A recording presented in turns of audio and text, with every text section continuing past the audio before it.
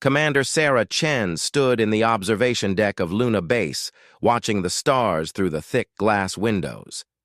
50 years had passed since aliens first came to Earth. 50 years since humanity learned they were not alone in the universe. And 50 years since Earth chose to stay away from the galaxy's problems, the Galactic Confederation had offered Earth membership in their Great Alliance. They promised protection, trade, and knowledge beyond human dreams. But Earth's leaders said no. They wanted to watch and learn before jumping into something they did not understand. Now Sarah was glad they had made that choice. Through her telescope, she could see distant flashes of light where entire star systems were being destroyed.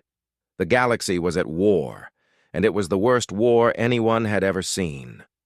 3 great powers fought each other across the stars. The Galactic Confederation claimed to fight for peace and order. The hegemony wanted to rule everything with an iron fist. And then there were the Void Wraiths, ancient beings that seemed to eat planets and stars for breakfast. Sarah's job was to watch and report. Earth's Soul Defense Network had sensors everywhere in the solar system. They tracked every ship, every signal, every strange energy reading that came from deep space. So far, the war had stayed far away from Earth's little corner of the galaxy. Commander Chen, we have something strange on the outer rim sensors, called Lieutenant Mark Rodriguez from his station. His voice carried worry that made Sarah turn away from the window. What kind of strange? Sarah asked, walking over to look at his screen. Big ship moving fast, heading straight for our system. The design looks like hegemony, but something is wrong with it.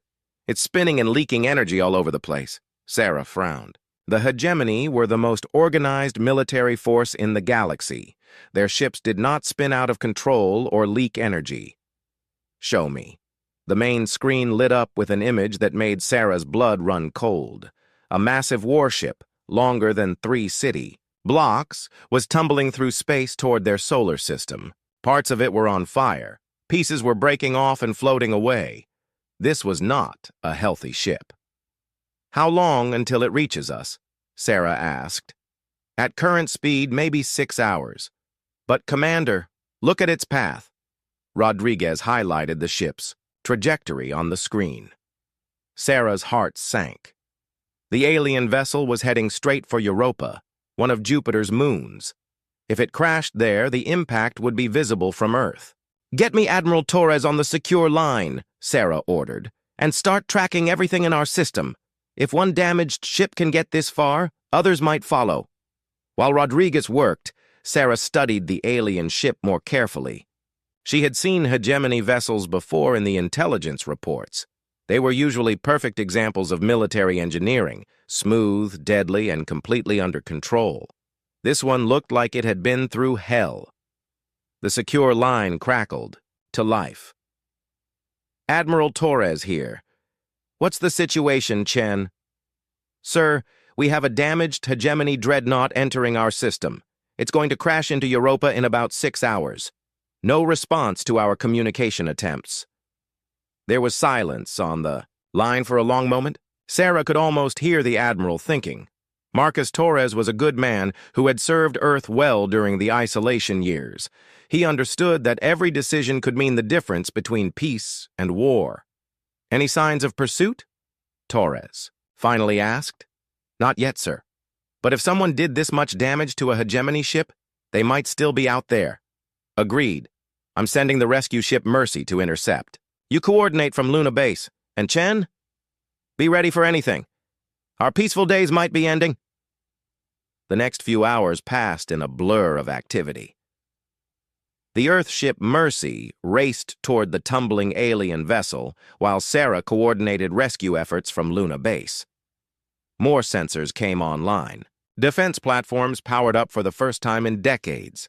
The entire Soul Defense Network went to high alert. Dr. Elena Vasquez arrived at Luna Base just as the Mercy reached the alien ship. Elena was Earth's top expert on alien technology, a brilliant woman who had spent years studying the few alien artifacts that Earth had been allowed to examine. What do we know about the ship? Elena asked as she joined Sarah at the main console. Hegemony dreadnought, probably their Crimson class. crew of about 3,000. But look at this. Sarah pointed to the energy readings on her screen. Whatever. Hit them. It didn't just damage the hull. It's like something sucked the life out of the ship itself. Elena studied the readings with growing concern. That's not possible. Hegemony power systems are completely isolated. Nothing should be able to drain them from the outside. Tell that to whoever attacked them, Sarah muttered. On the screen, they watched the Mercy extend its docking arms toward the alien ship. The human vessel looked tiny next to the massive hegemony dreadnought, but Earth's ships were built differently than the alien designs. Where alien ships were made for raw power, human ships were made to be clever. "Mercy to Luna Base," came Captain Lisa Park's voice over the radio. "We've docked successfully, beginning rescue operations. The alien ship's hull is intact, but there's almost no power anywhere. It's like a ghost ship." "Be careful in there, Lisa," Sarah replied. "We don't know what caused this damage. The rescue team found survivors deep in the ship's core, barely alive and huddled around emergency power cells." The alien captain was a hegemony officer named Vex Thalar, a lizard-like being with intelligent yellow eyes and scales that had turned pale from shock. When the human medics brought him aboard the Mercy, Vex Thalar grabbed Captain Park's arm with surprising strength. His translator struggled to convert his words into English, but the message was clear. "The shadows," he whispered. "The shadows that eat light itself. They have taken the heart. They know about your world now. The neutrality of Earth means nothing. To the hunger." Sarah felt a chill run down her spine as she listened to the transmission. "Captain Park, what is he talking about? What heart?" "There's something in their cargo bay," Park replied. "Some kind of device. It's giving off energy readings I've never seen before. Dr. Vasquez, you need to see this." Elena was already moving toward the shuttle bay. "I'm on my way. Sarah, keep monitoring deep space. If something was chasing this ship, we need to know about it." As Elena's shuttle raced toward the rescue site, Sarah expanded the sensor network to its maximum range. What she saw made her stomach drop. Far out on the edge of the solar system, space itself seemed to be bending and twisting. Something was coming through the darkness between stars. "Admiral Torres," Sarah called on the emergency channel. "We have multiple contacts approaching the system, but, sir, they're not showing up as ships. The sensors are reading them as holes in space." "How many holes?" Torres asked grimly. Sarah watched the readings with growing dread. 12 confirmed, maybe more. And Admiral? They're big. Really big. On Europa's ice fields, the hegemony dreadnought finally crashed in a shower of metal and fire. But by then, the real danger was already approaching Earth's outer defenses. The Void Wraiths had found something they wanted, and they were coming to take it. In the wreckage of the alien ship, Elena Vasquez stood before a device that hummed with impossible power. It was beautiful and terrible, like a piece of crystallized starlight wrapped in shadow. She did not know it yet, but she was looking at the key to the galaxy's salvation or its complete destruction.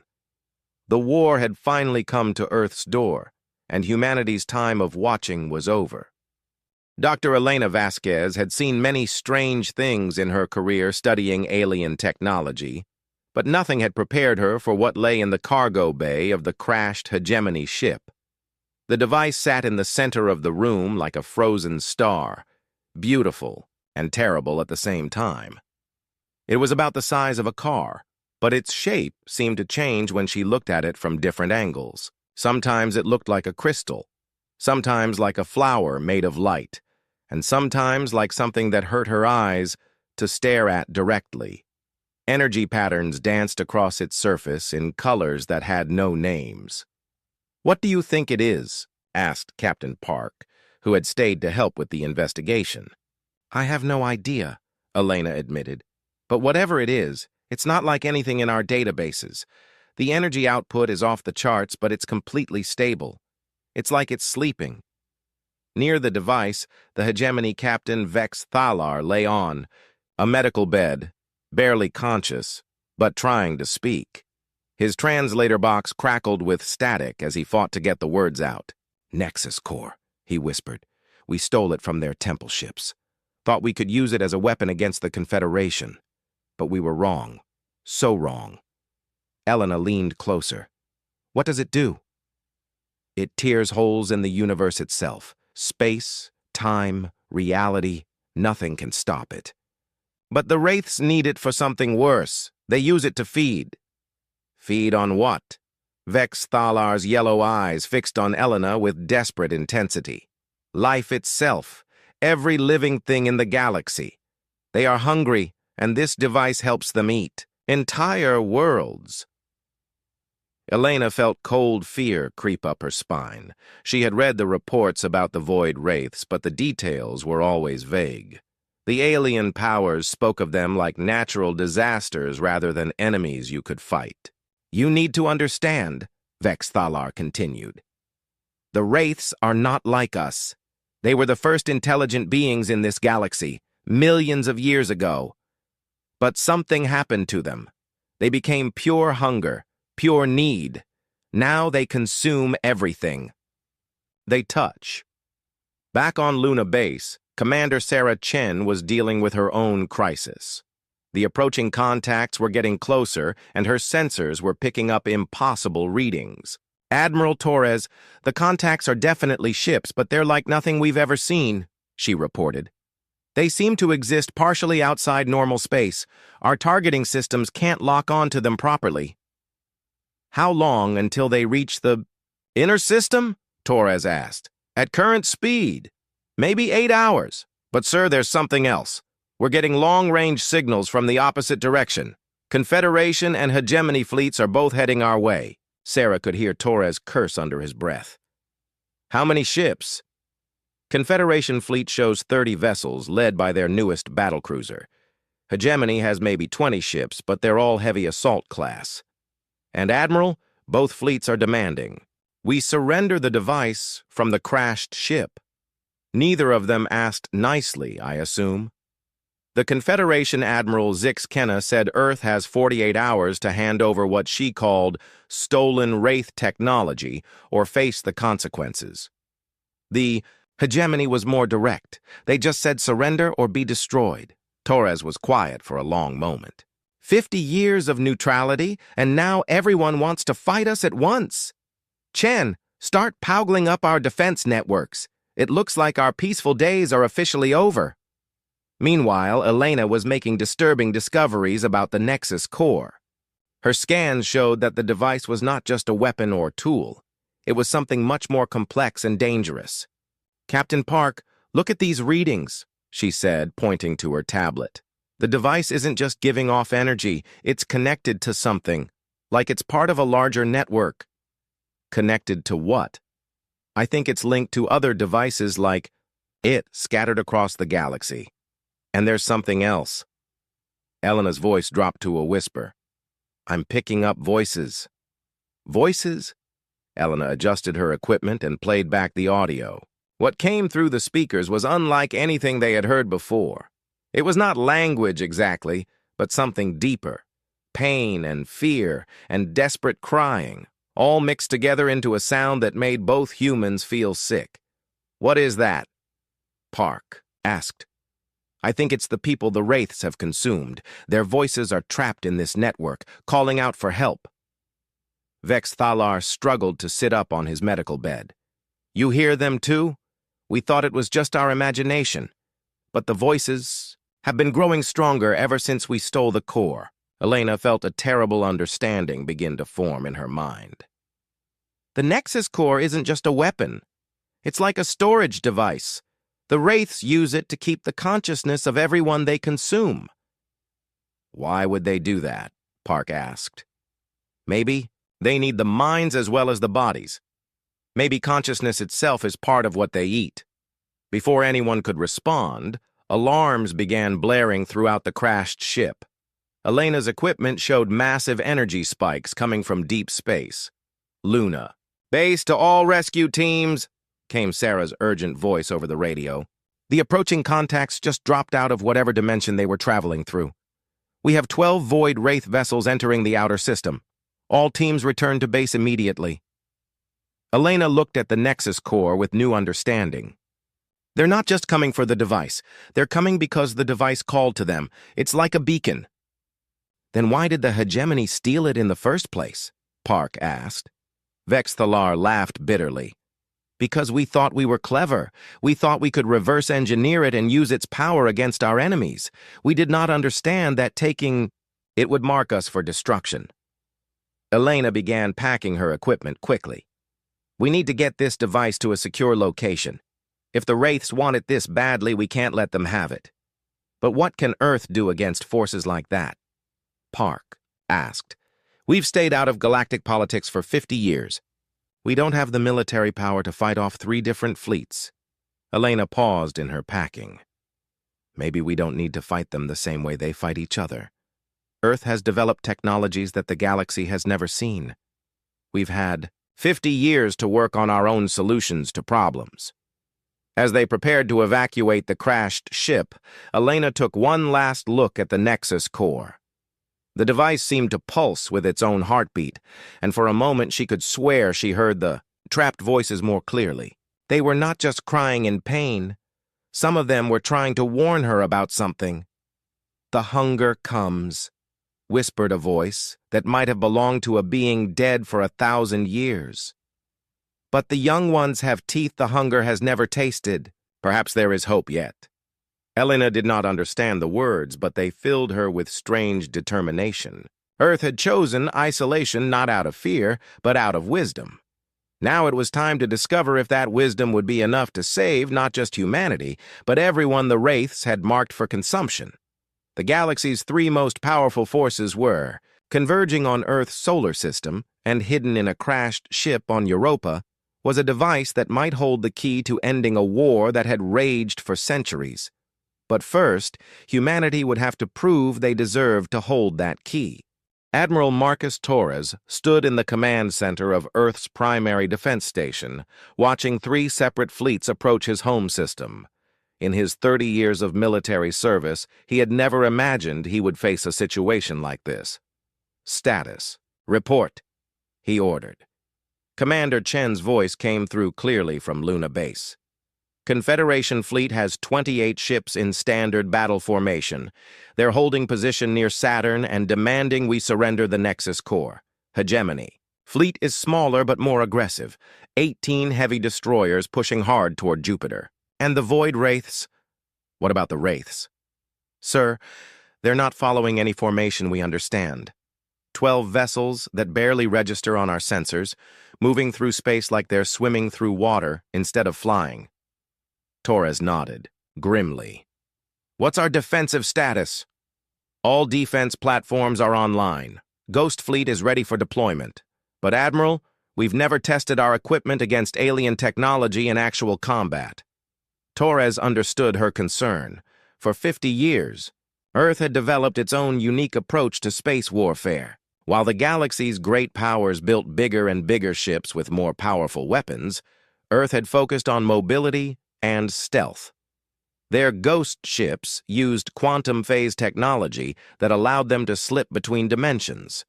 They could appear inside an enemy vessel's shields, strike with devastating quantum torpedoes, and disappear before return fire could hit them. But the technology had never been tested against real opponents. "Sir," called Lieutenant Rodriguez from his sensor station, "the Confederation fleet is hailing us." "Put them through." The main screen lit up with the image of Admiral Zix Kenna, a tall alien with blue skin and too many eyes. Her expression was one of barely controlled patience. "Earth vessels," she began, in accented but clear English. "I am Admiral Zix Kenna of the Confederation Navy. You have in your possession a device of immense danger. For the safety of the galaxy, you must surrender it immediately." Torres stepped forward. "Admiral, I am Marcus Torres of the Sol Defense Network. Earth is a neutral world. We did not seek this device, nor do we wish to be involved in your war." "Neutrality," is a luxury you can no longer afford, Zix-Kenna replied coldly. The Nexus core is too dangerous to remain in the hands of a primitive species. Surrender it now, and the Confederation will guarantee Earth's protection. And if we refuse, then you will face the consequences of harboring galactic threats. The transmission ended abruptly. Torres was not surprised when another communication came through immediately, this time from the Hegemony fleet. The Hegemony commander was a massive creature that looked like a cross between a bear and a tank. His name was War Leader Crux, and he did not bother with diplomacy. "Earth animals," he growled. "You have something that belongs to the Hegemony. Return our property, or we will take it from your corpses." "That device was stolen from the Void Wraiths," Torres replied. "It doesn't belong to anyone. It belongs to whoever has the strength to hold it. Do you have that strength, little humans?" Torres smiled coldly. "We're about to find out." Both alien fleets began moving toward Earth at the same time. Torres had hoped to avoid fighting, but it seemed the galaxy's great powers were determined to treat Earth like a minor obstacle instead of a sovereign world. "All ships," Torres announced on the fleet frequency, "execute Ghost Protocol. Show these aliens what happens when they underestimate humanity." Around Jupiter and Saturn, space began to shimmer as Earth's ghost ships activated their phase drives. To the alien sensors, it looked like the human vessels were simply vanishing. Aboard the Confederation flagship, Admiral Zix-Kenna stared at her tactical display in confusion. "Where did they go?" "Unknown, Admiral," her sensor officer replied. "All human ships have disappeared from our screens." The Hegemony fleet was having the same problem. War Leader Crux roared in frustration as his targeting computers failed to lock onto the human vessels. "Cowards! They run from battle!" Both alien commanders learned the truth when quantum torpedoes began exploding inside their ship's shield. Barriers. The human vessels had not run away. They had shifted into phase space, allowing them to pass through normal matter like ghosts. Commander Sarah Chen piloted the ghost ship Defiance directly through the hull of a Confederation cruiser, emerging in the ship's reactor chamber. Her quantum torpedoes struck the reactor core from the inside, causing a cascade failure that left the alien ship dead in space. "Ghost Leader to all units," she announced. "Target their engines and weapons, not their crews. We're here to disable, not massacre." The battle was unlike anything the galaxy had ever seen. Human ships appeared and disappeared like deadly phantoms, striking from impossible angles and vanishing before return fire could reach them. The alien fleets found themselves fighting an enemy they could not see or predict. But the real shock came when the Void Wraiths joined the battle. Their dark ships moved through space like living shadows, and when they touched the alien vessels, terrible things began to happen. Torres watched in horror as a Hegemony destroyer simply stopped moving. Its lights went out one by one, and its hull began to turn black as if something was draining the life from the metal itself. "All ships, stay clear of the Wraith vessels," he ordered. "We don't know what they're capable of." The answer came quickly enough. The Void Wraiths were not interested in the human or alien fleets. They wanted only the Nexus core, and they were willing to consume everything in their path to get it. A Confederation battlecruiser tried to ram one of the Wraith ships, hoping to destroy it through direct impact. Instead, the alien vessel seemed to be absorbed into the dark hull of the Wraith ship. The screams of its crew echoed across all radio frequencies before cutting off suddenly.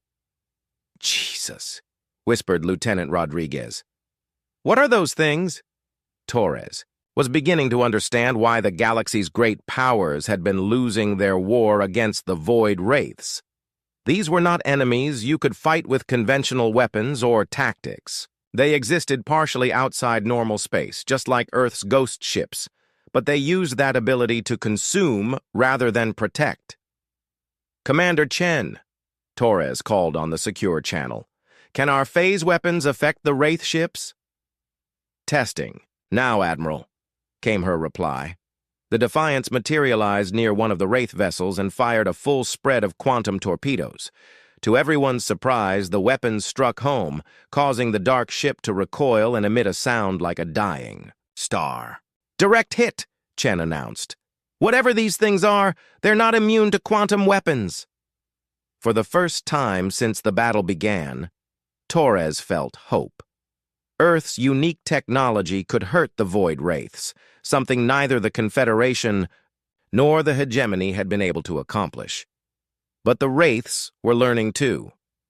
As more human ships attacked them, the dark vessels began to adapt their defenses. Some of Earth's torpedoes began to pass harmlessly through their hulls, as the Wraiths shifted deeper into phase space. The battle reached its climax when Admiral Zix-Kenna's flagship and war leader Crux's command ship both found themselves under attack by the same Wraith vessel. Facing destruction, the two alien commanders did something unprecedented. They called for a ceasefire. "Earth vessels," came Zix-Kenna's transmission. "The Confederation requests immediate assistance against the Wraith threat." A moment later, Crux's voice joined the channel. "The hegemony also requests aid. These shadow creatures are a threat to all life." Torres looked around his command center at the faces of his crew. They had gone from neutral observers to the galaxy's only hope in the space of a few hours. "All ships," he announced. "New mission. Protect both alien fleets from the Void Wraiths. We'll sort out our differences after we deal with the common enemy." The battle's tide turned as Earth's ghost ships began working to protect the alien vessels. Instead of fighting them, human crews risked their lives to evacuate survivors from damaged ships, regardless of whether they were Confederation or hegemony. But Torres knew this was only the beginning. The Void Wraiths had found Earth, and they would keep coming until they had what they wanted. The galaxy's war had finally reached humanity's doorstep, and Earth would never be able to hide from it again. 3 weeks after the battle in Earth's solar system, Dr. Elena Vasquez made a discovery that changed everything. Working in a secure laboratory deep beneath Luna Base, she had finally unlocked the secrets of the Nexus Core. "Admiral Torres, you need to see this immediately," she called through the secure communication system. Torres arrived at the lab within an hour, accompanied by Admiral Zix-Kenna and war leader Crux. The temporary alliance between Earth, the Confederation, and the hegemony was still fragile, but the threat of the Void Wraiths had forced old enemies to work together. Elena stood before a massive holographic display showing the galaxy in 3 dimensions. Thousands of points of light marked star systems, but what caught everyone's attention were the dark spaces scattered throughout the map.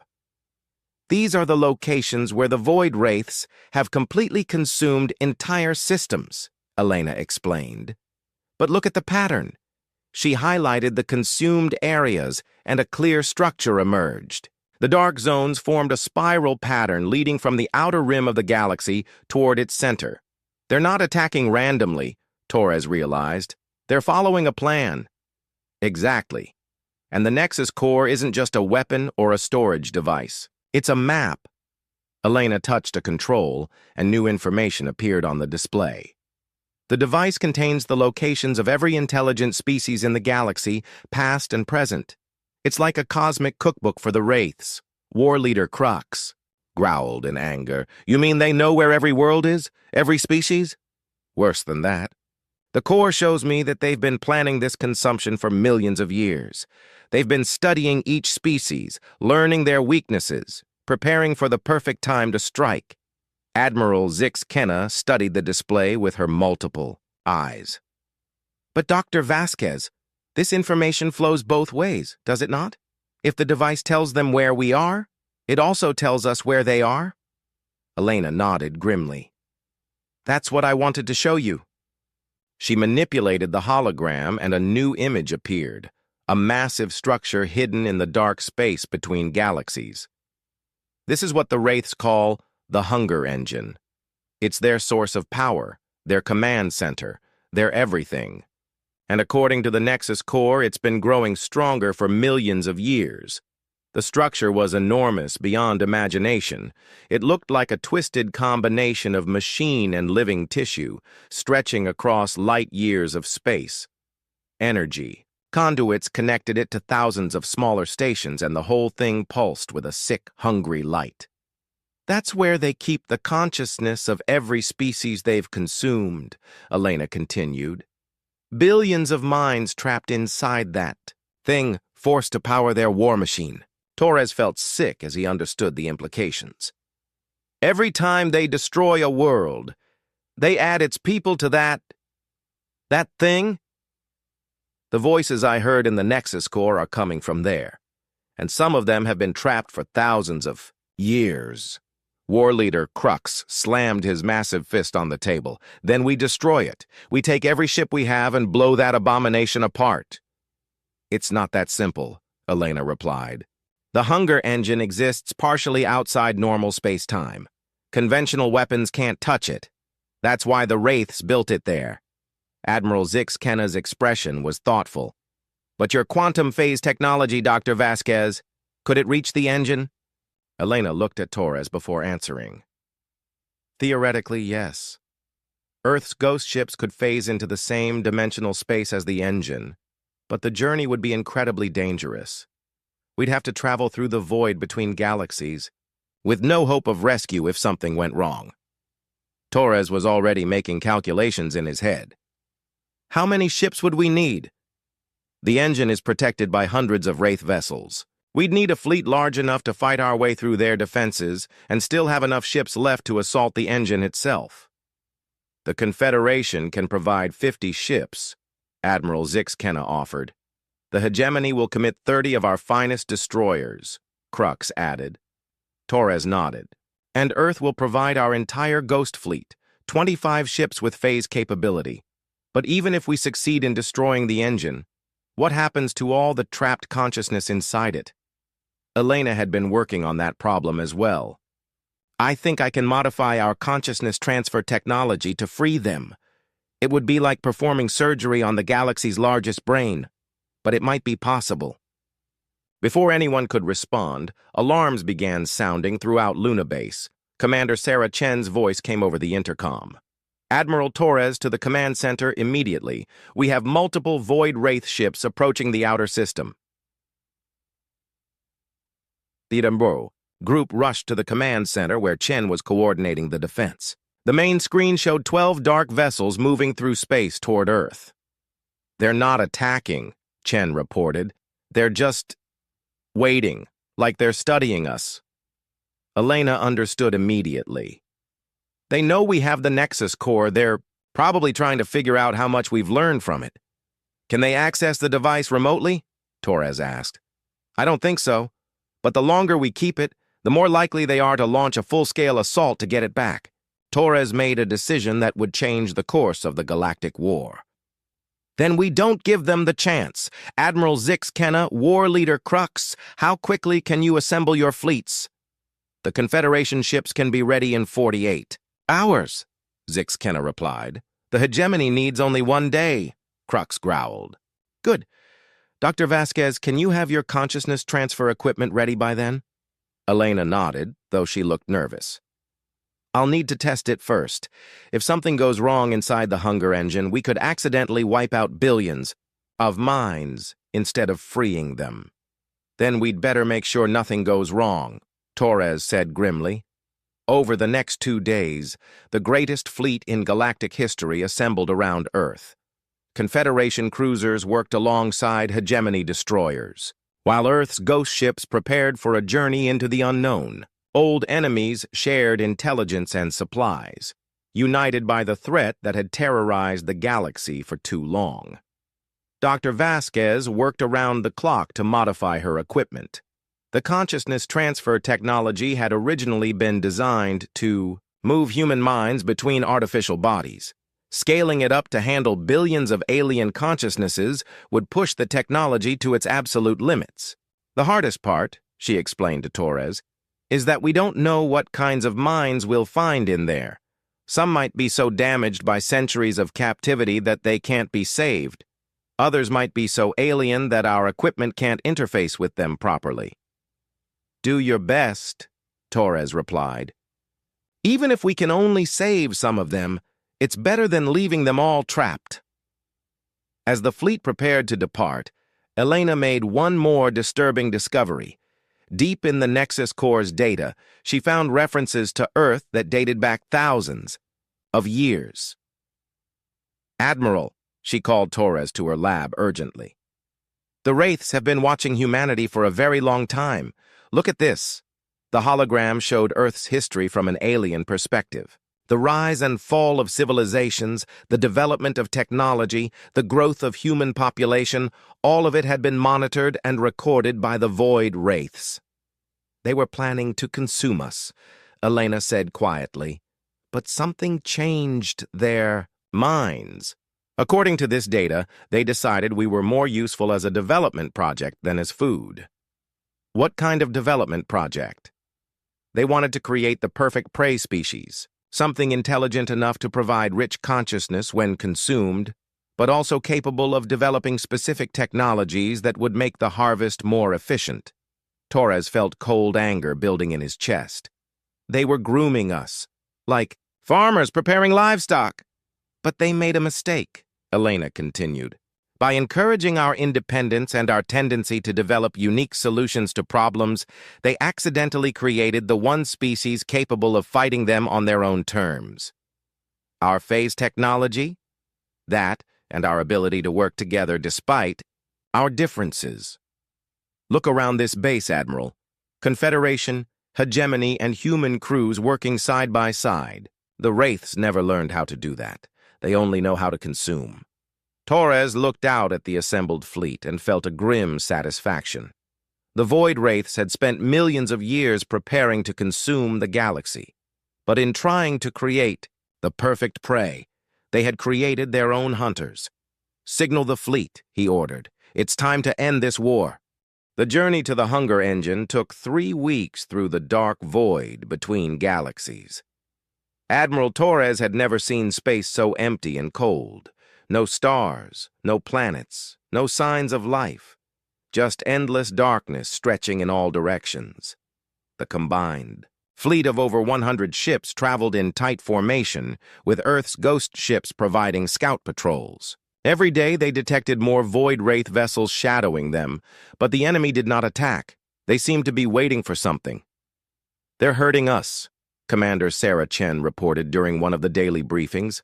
Every time we change course, they adjust their positions to push us back on track. They want us to reach the engine, Dr. Elena Vasquez realized. But why? War Leader Crux growled from his position at the conference table. Perhaps they are confident in their defenses, or perhaps it is a trap. Admiral Zixkenna's multiple eyes focused on the tactical display. Or perhaps they need us for something. Dr. Vasquez, is there anything in the Nexus Core about why they might want us to come to them? Elena had been studying the device constantly during their journey, learning new secrets every day. There's something about a convergence. The Wraiths believe that consuming our combined fleets will give them enough power to begin harvesting the entire galaxy at once. How much power could they possibly need? Torres asked. According to this, they've been preparing for something called the Great Feeding. Instead of consuming one world at a time, they want to drain entire star systems simultaneously. But they need consciousness from species with specific abilities to make it work. Elena brought up a new hologram showing the 3 allied species. Confederation minds for their organizational abilities, hegemony consciousness for their military instincts, and human awareness for our adaptability and problem-solving skills. They want to turn us into a weapon, Chen realized. A cosmic-scale weapon for consuming the galaxy. Torres felt sick, but also angry. Then we make sure they never get the chance. All ships, prepare for battle. We're going to hit that engine. With everything we have. When they finally reached the Hunger Engine, the sight was worse than anything the holographic displays had shown. The structure was massive beyond belief, a twisted combination of metal, flesh, and pure energy that stretched across space like a cancer. Thousands of Void Wraith ships surrounded it in perfect defensive formations. But what made everyone feel truly afraid were the voices. Even through the vacuum of space, they could hear the screams and cries of billions of trapped minds calling out for help. "All hands, this is Admiral Torres," he announced to the entire fleet. "What we see before us is the source of the galaxy's greatest evil. Inside that structure are the consciousness of every species the Wraiths have consumed over millions of years. Today, we free them all." The battle began when Earth's ghost ships phased directly into the engine's outer defenses. Sarah Chen led the first wave, her ship Defiance materializing inside a massive Wraith vessel and destroying it from within. But the Void Wraiths were ready for them. As more human ships phased into the battle zone, the enemy vessels began shifting into the same dimensional space, turning the fight into a deadly game of interdimensional combat. "They've learned to match our phase frequency," Chen reported as her ship barely escaped destruction. "We can't ghost through their hulls anymore." The SCI, Confederation and Hegemony fleets engaged the outer defensive ring while Earth's ships pushed toward the engine itself. The battle was unlike anything in recorded history, with ships appearing and disappearing across multiple dimensions, while energy weapons carved through space like angry stars. Dr. Vasquez piloted a specially modified ship toward the engines. Core, her consciousness transfer equipment protected by the heaviest shields Earth could build. Her mission was simple but almost impossible. Get close enough to interface with the engine and begin freeing the trapped minds. "Elena, you've got 6 Wraith ships closing on your position," Torres warned from his command ship. "I see them. Beginning transfer sequence now." Elena's equipment sent out quantum tendrils that connected with the engine's consciousness network. Immediately, her mind was flooded with the voices of the consumed. Millions of beings crying out in languages she had never heard, begging for freedom that had been denied for countless centuries. But among the chaos, she found organized thoughts. Some of the trapped consciousness had been working together, planning and preparing for this moment. "We have been waiting," spoke a voice that belonged to a being dead for 10,000 years. "We knew the young ones would come. We have prepared a way." Elena understood. The trapped minds had not been passive victims. They had been sabotaging the engine from within, weakening its defenses and creating vulnerabilities that could be exploited. "All ships," she called on the fleet frequency. "The engine's core is protected by a quantum barrier, but the trapped consciousness have created gaps in it. I'm sending you the coordinates now." Around her, the battle raged as Confederation and Hegemony ships fought desperately to keep the Wraith forces away from Elena's position. War Leader Crux's destroyer rammed directly into a Wraith ship twice its size, buying precious seconds for the human doctor to complete her work. Sarah Chen's ghost ships phased in and out of the engine's structure, following the coordinates Elena provided. Each quantum torpedo strike weakened the barriers holding the consciousness in place. "Transfer at 30%, Elena reported. "I'm starting to free them, but the process is destabilizing the entire engine." The hunger engine began to convulse as millions of minds suddenly found themselves free after eons of captivity. Some immediately departed for whatever afterlife awaited them. Others chose to help with the battle, turning the engine's own weapons. "Against the Void Wraiths, transfer at 60%. The engine is coming apart." Torres made a command decision. "All ships, full assault on the core. We end this now." The combined fleet converged on the engine's heart as Elena's equipment reached maximum capacity. The consciousness transfer process was like watching the birth of a new galaxy as billions of minds suddenly broke free from their prison. Among them were the Void Wraiths themselves, or rather, what they had once been before hunger transformed them into monsters. Elena saw their true history in those final moments, a proud species that had made a terrible choice long ago when faced with extinction. "They were like us once," she whispered to Torres. They chose survival over everything else, and it consumed them. The engine's core finally cracked under the combined assault. Quantum fire erupted across space as the structure that had powered galactic genocide for millions of years finally collapsed. The remaining Void Wraith ships simply stopped moving as their source of power died. In the aftermath, as rescue ships searched for survivors and the freed consciousness departed for their final rest, Elena made one last discovery. A few of the original Void Wraith minds had chosen to remain, accepting her offer to learn how to exist without consuming others. Can they be trusted? Admiral Zix Kenna asked. They were the first intelligent species in this galaxy, Elena replied. They have knowledge that could help us prevent this from ever happening again. But more importantly, they want to try being something other than hungry. The journey back to the galaxy took a month, but it was a celebration rather than a retreat. The three fleets had accomplished something impossible. They had ended a war that had raged for centuries and freed billions of trapped souls. When they finally reached Earth's solar system, Torres stood on the observation deck of Luna Base and looked out at the stars. They seemed brighter somehow, as if the galaxy itself was healthier with the hunger engine destroyed. So what happens now? Sarah Chen asked, joining him at the window. Now we figure out how to live in a galaxy without the Void Wraith threat, Torres replied. The Confederation and Hegemony will probably go back to their old conflicts eventually, but maybe they'll remember that working together made them stronger. And Earth? Torres smiled. Earth gets to choose its own path, just like we always wanted. But I think our days of isolation are over. The galaxy needs what we can offer. Not our technology or our military power, but our ability to bring enemies together and find solutions no one else thought possible. Elena Vasquez joined them, carrying a small device that glowed with soft light. The consciousness transfer is complete. Every trapped mind has been freed, and the former Void Wraiths have agreed to help us establish monitoring stations to make sure nothing like the Hunger Engine is ever built again. As the three humans watched, ships from across the galaxy began arriving in Earth's system, not as invaders or conquerors, but as allies and friends. The species that had learned to stand apart had become the species that brought everyone together.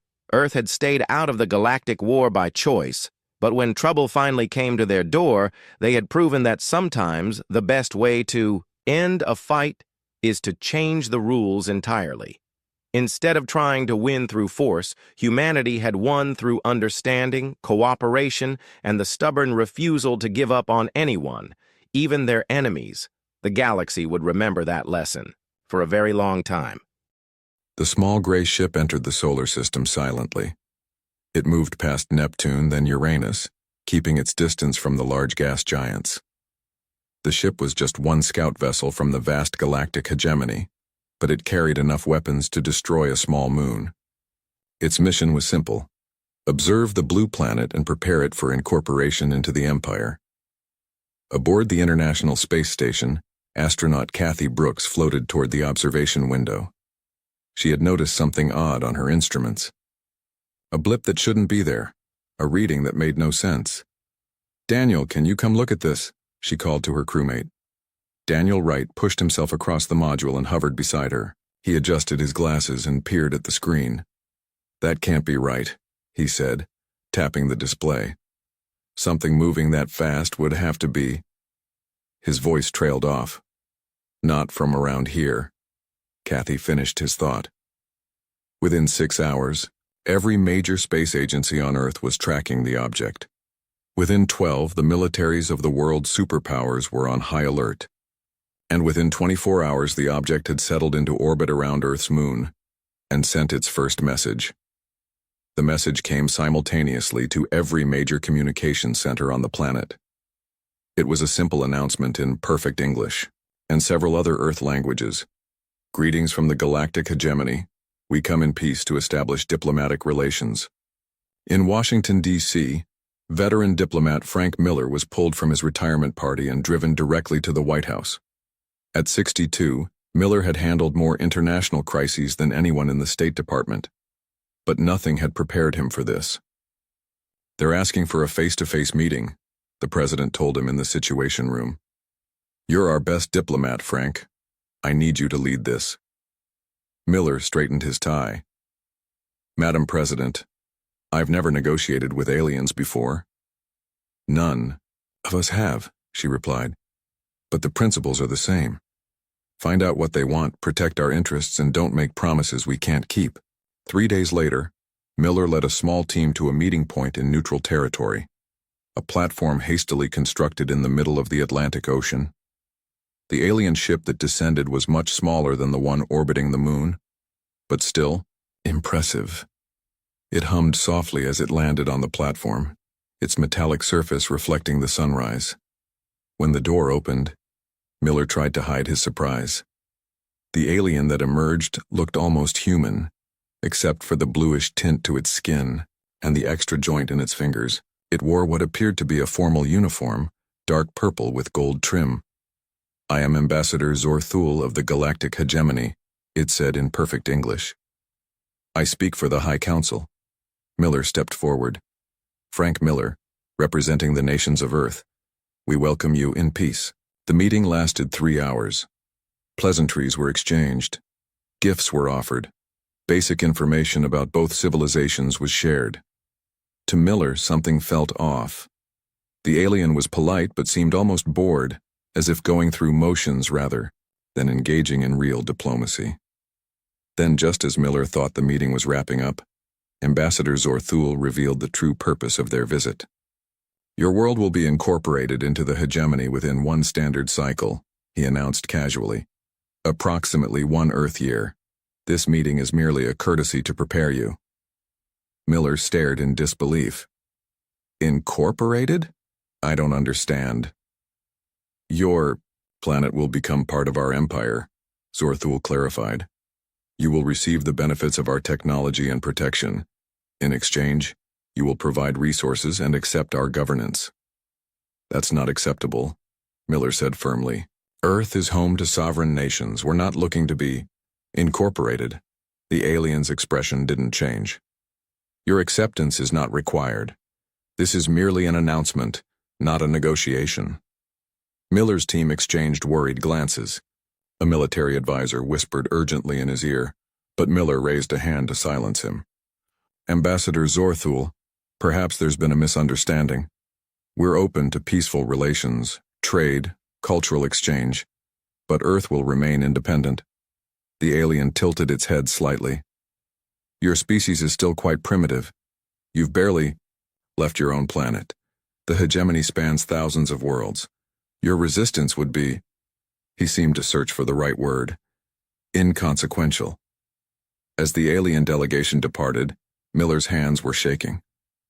He had faced tough negotiations before, but never one where Earth's freedom was treated as a foregone conclusion. Back in Washington, emergency meetings were called. Similar meetings were happening in capitals around the world. Military options were discussed and quickly dismissed. Earth's weapons were no match for a civilization that could cross the stars. In a secure conference room at the Pentagon, retired Navy Captain John Lewis watched the recording of the meeting with the alien ambassador. Something about it triggered a memory, a classified incident he had been part of 15 years earlier. "I need to speak to the Joint Chiefs," he said to his former colleague, who had invited him as a consultant. "I think I know why they're approaching us this way." "What do you mean?"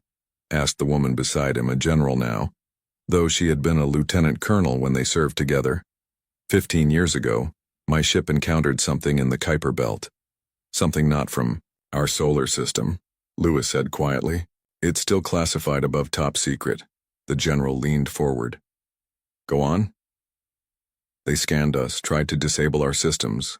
We fought back with what we had. It wasn't much, but it was enough to surprise them. Before they retreated, we managed to intercept a transmission. It took years to decode, but it was a warning to others." "A warning about us? Humans?" the general asked. Lewis nodded. "The message called us dangerously unpredictable and recommended careful study before engagement. Don't you see? This hegemony? They were warned about us once. That's why they're being cautious, setting up monitoring stations, giving us a year's notice. If you're right, it means they respect our potential even if they're pretending not to, Lewis finished. And it means we might have a chance. Above Earth, more hegemony ships arrived daily. They positioned themselves in strategic orbits, deploying monitoring platforms and scanning the planet thoroughly. From their command vessel, High Commander Krell watched the primitive blue world with growing interest. This species shows unusual patterns, he noted to his subordinate. They're already coordinating a global response despite their political divisions. They are no threat to us, his officer replied confidently. Krell wasn't so sure. Something about the humans made him uneasy. He pulled up the historical records, searching for any previous contact with this world. There was a notation, a minor incident from years ago filed away as insignificant. He opened the file and began to read. His posture stiffened with each word. On Earth, humans were preparing for the fight of their lives, not yet knowing that the galactic hegemony was about to relearn a lesson. Never underestimate those who have nothing to lose but their freedom. Captain John Lewis sat in a room filled with the most powerful military leaders on Earth. The Joint Chiefs listened silently as he told his story. 15 years ago, his Navy research vessel had traveled to the distant edges of the solar system. That mission was supposed to be about studying ice formations in the Kuiper Belt. No one expected to find an alien scout ship. They appeared suddenly on our sensors, Lewis explained. At first we thought it was a malfunction, nothing could move that fast. Admiral George Washington leaned forward. His deep voice cut through the room. You're claiming this encounter was covered up? Not covered up, sir. Classified. There's a difference, Lewis replied. A small team has been studying the data we gathered ever since. Lewis tapped on a tablet and a recording played on the large screen. Strange symbols flowed across it, followed by an English translation.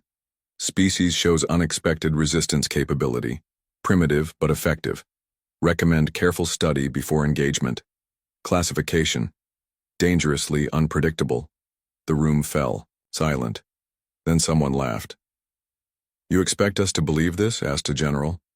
That some aliens ran away from a Navy research vessel? Lewis didn't flinch. We didn't drive them away, sir. We surprised them. They were expecting defenseless primitives. Instead, our electromagnetic countermeasures temporarily disrupted their scanning systems. It was luck, not strength. But they didn't know that. Admiral Washington studied Lewis carefully. And you think these new visitors are the same aliens? No, sir. But they might be from the same galactic community. That warning might have been logged somewhere in their records. A woman at the end of the table finally spoke up. Dr. Elizabeth Parker was the world's leading expert in language patterns. She had been called in to analyze the hegemony's communications. Captain Lewis may be right, she said. The language structure in that warning shares similarities with what we've seen from the hegemony. Different dialect perhaps, but related. Admiral Washington stood up. Get me verification of this encounter. I want evidence, not just stories. Within hours, classified files confirmed Lewis's account. The encounter had happened exactly as he described it. More importantly, the warning message had been thoroughly analyzed over the years. It was genuine. Meanwhile, Dr. Parker and her team worked around the clock in a secure facility. Lieutenant Maria Rodriguez, who had helped decode the original warning message years ago, joined them. The patterns are definitely related, Rodriguez confirmed, pointing to sequences on their screens. Like cousins in the same language family. Dr. Parker nodded. If we can prove the connection, we might have leverage.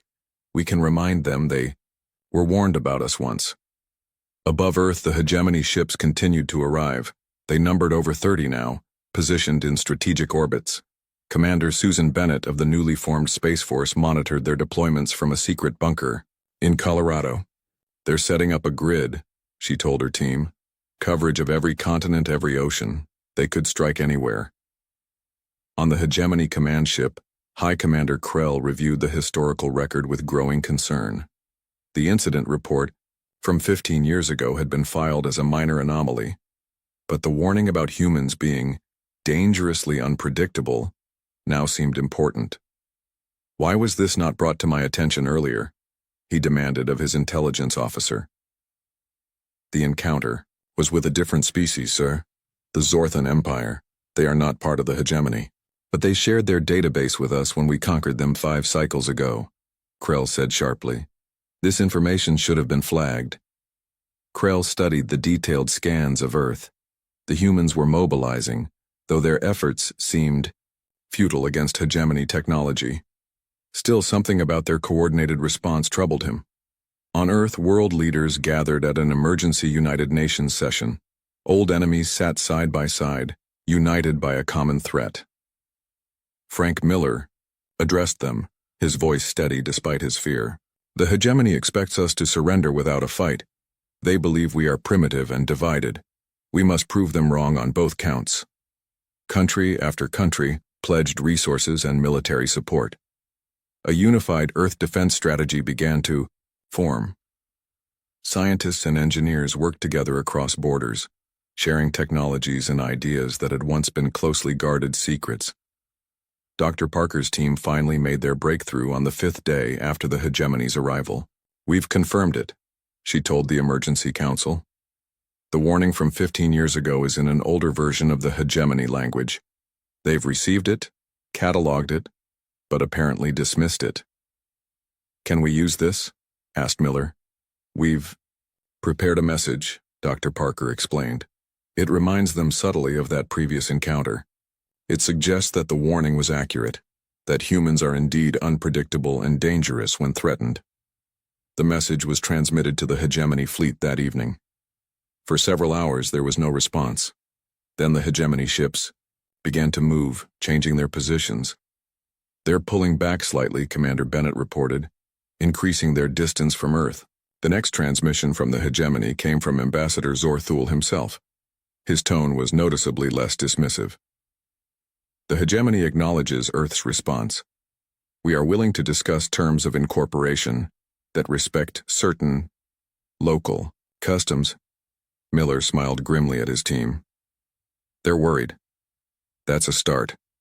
But Earth's small victory was short-lived. 3 days later, the hegemony launched its first show of force. A beam of energy struck an uninhabited island in the Pacific, vaporizing it instantly. A demonstration, Zorthul explained in his next message. Resistance remains futile, but the timetable for incorporation has been accelerated.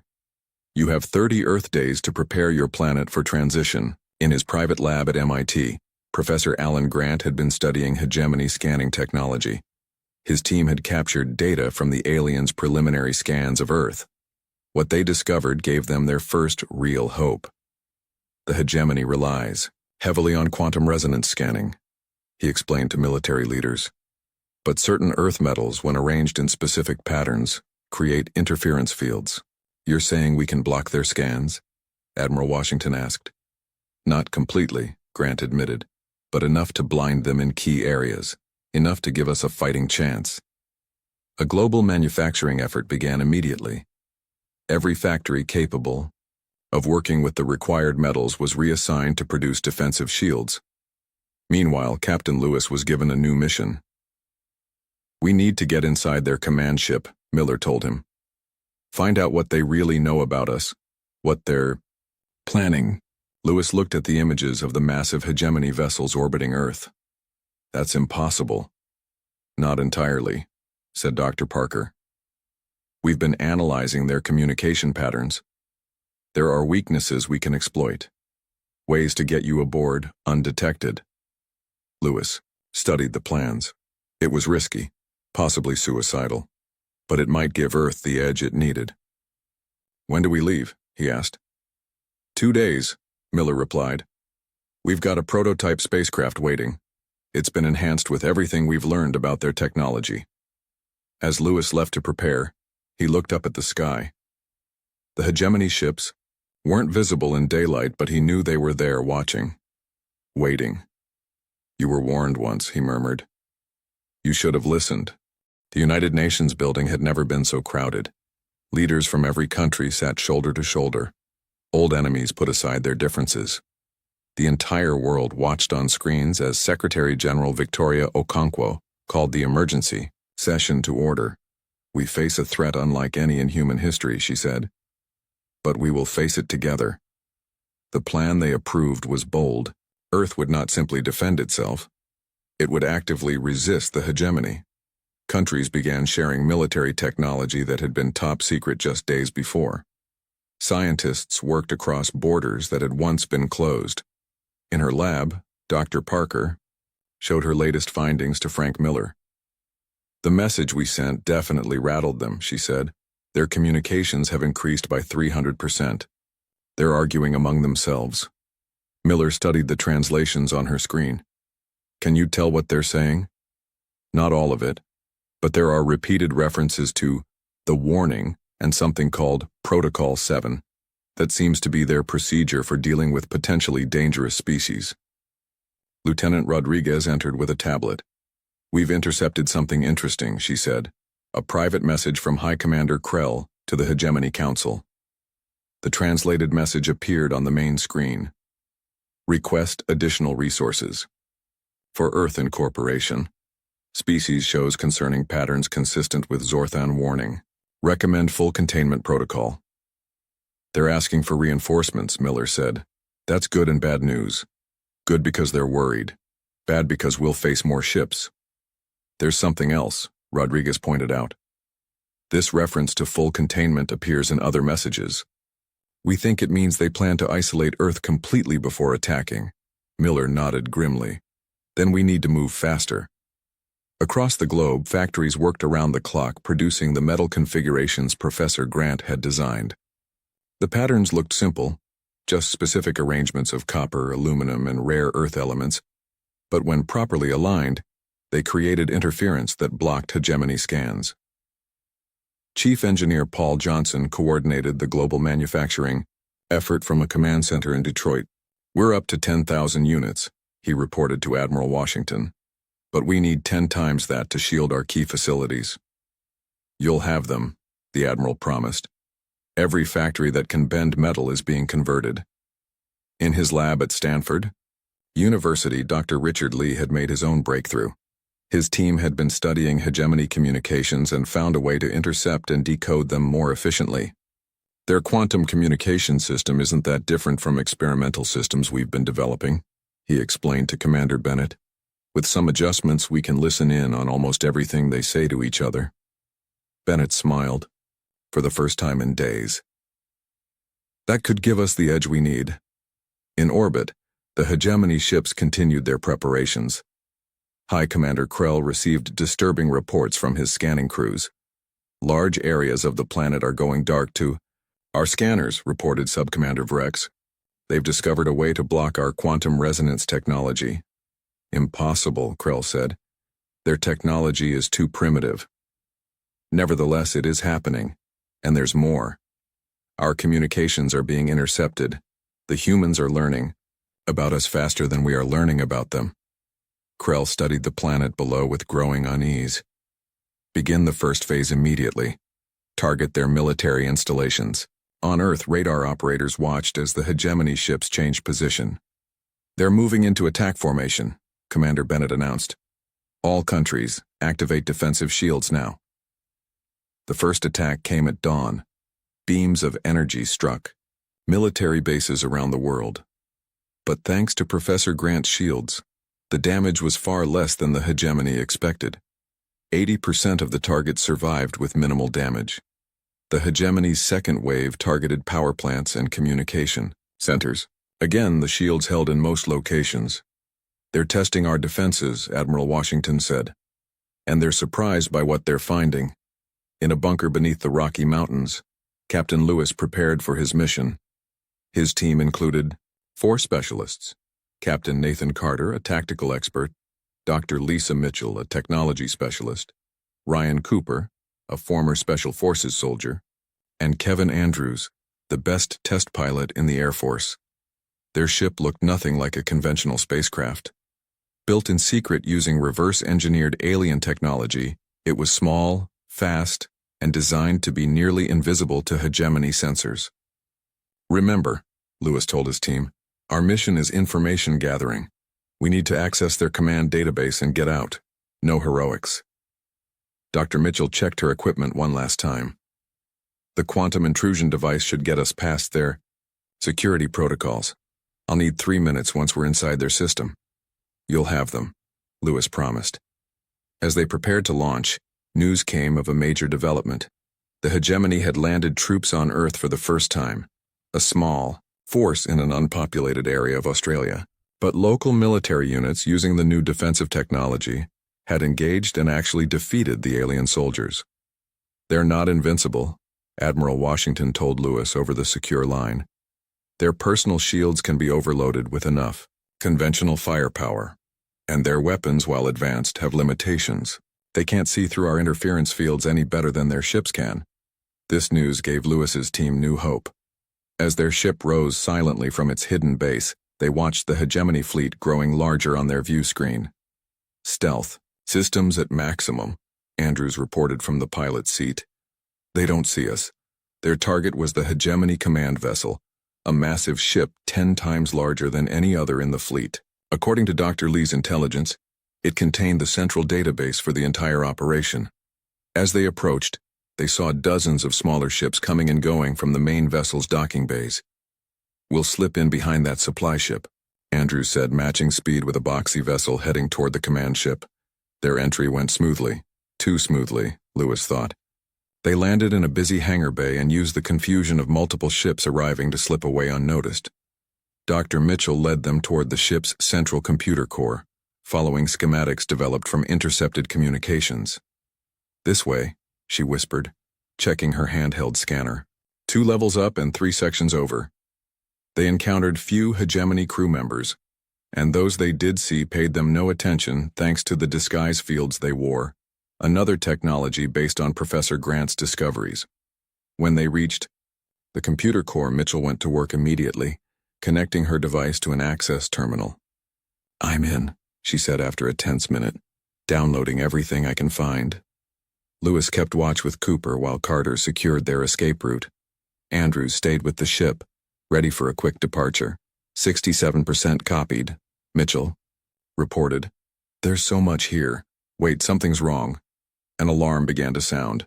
Not the blaring siren they expected, but a soft, pulsing tone. They know we're here, Cooper said, raising his weapon. Keep downloading, Lewis ordered Mitchell. We need that data. 93%, she said, just a few more seconds. The door to the computer core slid open. 3 hegemony guards stood there, weapons ready. Lewis and Cooper raised their guns. Complete, Mitchell shouted, disconnecting her device. What happened next would change the course of the war. As the guards fired, Cooper threw a small device, one of Grant's interference generators. The alien weapons failed, their energy dispersing harmlessly. Lewis and Cooper fired their conventional weapons. The guards fell. Move! Back to the ship, Lewis ordered. As they ran through the corridors, Mitchell checked the data she had stolen. Captain, you need to see this, she said breathlessly. The hegemony, they're not as powerful as they want us to believe. They're fighting wars on 3 other fronts. They're stretched thin. Lewis took a quick look at her screen. Can you broadcast this to every ship in their fleet? Mitchell smiled. Give me 2 minutes when we reach the ship. Earth was about to turn the tables on the galactic hegemony. The invasion that had seemed unstoppable just days ago was about to face its first major setback, and it had all begun with a simple warning ignored and forgotten until it was too late. Alarms blared throughout the hegemony command ship as Lewis and his team raced back to their vessel. The corridors filled with alien soldiers, all searching for the human intruders. This way, Captain Carter called, leading them down a maintenance passage. They could hear the sounds of pursuit growing closer. When they reached the hangar bay, they found it in chaos. Crews rushed to their ships, responding to the security alert. Andrews had the engines running, ready for a quick escape.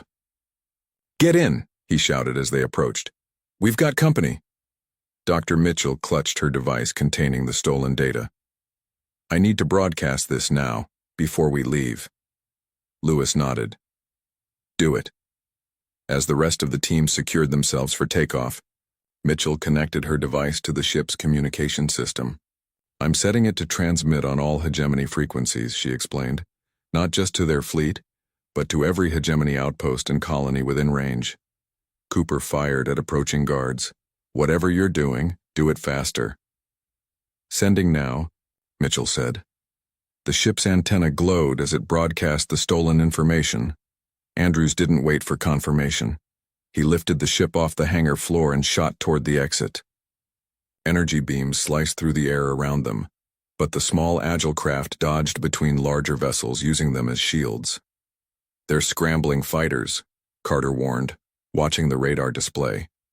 As they cleared the hangar, they saw the enormous hegemony fleet spread out before them. For a moment, Lewis thought they had no chance of escape. Then something strange happened. Many of the hegemony ships began to power down their weapons. Some turned away from Earth entirely. Their communication channels, which Mitchell had tapped into, filled with confused chatter. It's working, she said in amazement. They're receiving our broadcast. The information is spreading through their fleet. What Mitchell had discovered in the hegemony database was explosive. Records confirming that the Empire had indeed received warnings about Earth, but dismissed them. Evidence that the hegemony was fighting wars on multiple fronts and losing. Proof that many of their subject species were on the verge of rebellion. Most damaging of all was a message from the Hegemony Council to Commander Krell, instructing him to capture Earth quickly as a show of strength, to discourage other rebellions. The message admitted that the hegemony was not as powerful as it claimed to be. Now this information was spreading to every ship in the fleet and beyond. Head for Earth, Lewis ordered Andrews. Full speed. As they approached Earth's atmosphere, they saw hegemony ships moving in strange patterns. Some were retreating to defensive positions. Others seemed to be arguing with the command vessel, refusing orders. We've created confusion in their ranks, Carter said with satisfaction. Back on Earth, the stolen data had already been received. Dr. Lee and his team worked quickly to analyze it. This is better than we hoped, he told Commander Bennett. The hegemony is facing rebellions on multiple fronts. They came here hoping for an easy victory to boost their reputation. Bennett studied the tactical displays showing the hegemony fleet in disarray. Then let's make sure they don't get it, she said. Prepare all defensive systems for a coordinated counterattack. Aboard the hegemony command ship, High Commander Krell faced a crisis. His officers reported growing unrest among the fleet. Several captains were openly questioning his leadership, and now he faced the fury of the Grand Admiral himself. The holographic image of Grand Admiral Zentar glowered at Krell. You have failed spectacularly, Commander. Not only did you allow humans to infiltrate our command ship and steal sensitive information, but you also let them broadcast it to the entire fleet. Grand Admiral, I can explain. The explanation is simple. Zentar cut him off. You disregarded the warning about this species. The report clearly classified them as dangerously unpredictable, yet you treated them like any other primitive world. Krell had no answer. The warning had seemed so minor, filed away in the records of a conquered empire. How could he have known it would prove so accurate? The Council is recalling half the fleet immediately, Zentar continued. We face rebellion in the Orion sector that must be contained. You will remain with the reduced force and complete the subjugation of Earth. With half our ships, Krell protested. The humans have proven more resourceful than expected. Then you should have brought more ships to begin with, Zentar said coldly. Do not fail again. As the hologram faded, Krell knew his position. Perhaps his life depended on victory. He would have to act decisively. Prepare for full attack, he ordered. Target their largest population centers. We will force their surrender through fear. On Earth, Lewis and his team received a hero's welcome. The data they had stolen had changed the entire dynamic of the conflict. Earth now knew that the hegemony was vulnerable and exactly where to strike. Admiral Washington gathered Earth's military leaders to plan their response. The hegemony is about to hit us with everything they have, he told them. Half their fleet is leaving to deal with other rebellions, but the remaining ships are more than enough to cause massive damage. Professor Grant stepped forward. We've improved our defensive shields, he said, and we've developed something new, a way to not just block their scanners but to actively disrupt their ship systems. He displayed a design for a new weapon, one that used the same principles as the interference fields but amplified 1,000 times. This could disable their ships without destroying them, he explained. It overloads their power systems, forcing an emergency shutdown. How soon can we deploy these weapons? Washington asked. The first prototypes are ready now, Grant replied. We can have hundreds within 48 hours. Dr. Lee added his own news. We've also developed what we're calling a quantum virus. Once introduced to their communication network, it will spread to all their systems, corrupting their navigation and weapons targeting. The pieces were falling into place for a counterattack. Earth would not wait for the hegemony to strike again. This time, humans would take the fight to them. The next morning, as the sun rose over the Pacific, Earth launched its first offensive against the galactic hegemony. Hundreds of aircraft, equipped with Grant's new weapons, rose to meet the alien fleet. Satellites modified with Lee's virus prepared to infiltrate the hegemony network. As he watched the forces deploy, Frank Miller stood beside Secretary General Okonkwo in the United Nations Command Center. Do you think we have a chance? She asked quietly. Miller nodded. More than a chance. They were warned once about humans. Now they're about to learn exactly why that warning was given. High above, the battle for Earth's future was about to begin. And despite all their advanced technology and weapons, the hegemony was about to learn a painful lesson. Never underestimate a species fighting for its home. The sky above Earth filled with light as the battle began. Hegemony ships fired energy beams at Earth cities, but the new shields held strong. Earth's aircraft rose to meet them, carrying Professor Grant's disruption weapons. Attack Pattern Delta, Commander Bennett ordered from her command post. Target their smallest ships first. The human pilots followed their training perfectly. They flew in tight formations, avoiding the worst of the alien weapons fire. When they got close enough, they activated the disruption weapons. The effect was immediate and dramatic. Hegemony ships began to lose power. Their lights flickered and went dark. Some drifted aimlessly in orbit. Others fell into emergency power modes. It's working, Admiral Washington exclaimed, watching the tactical display. Their systems are overloading. In his lab, Dr. Lee and his team launched the quantum virus. They sent it through Earth's satellite network, targeting the hegemony's communication systems. Virus deployment complete, Lee reported. Now we wait. The virus spread quickly through the alien fleet's network. Ship after ship reported navigation failures and weapons malfunctions. The carefully coordinated hegemony attack fell into chaos. On the command ship, High Commander Krell struggled to maintain control.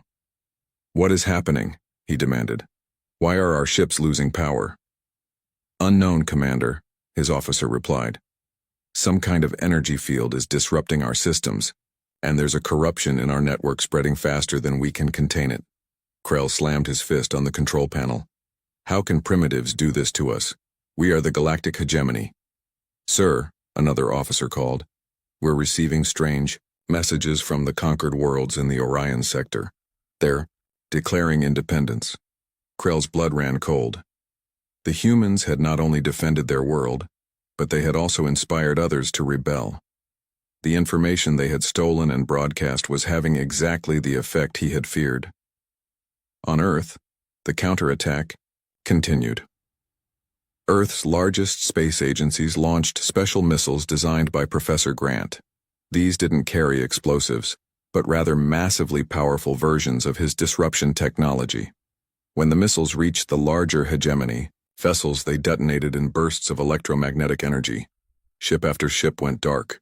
We're winning, Frank Miller said in amazement as he watched from the United Nations Command Center. Secretary General Okonkwo nodded. But at what cost will come after? We've made an enemy today. Miller considered this. Perhaps, but we've also shown that we're too much trouble to conquer. That may be protection enough.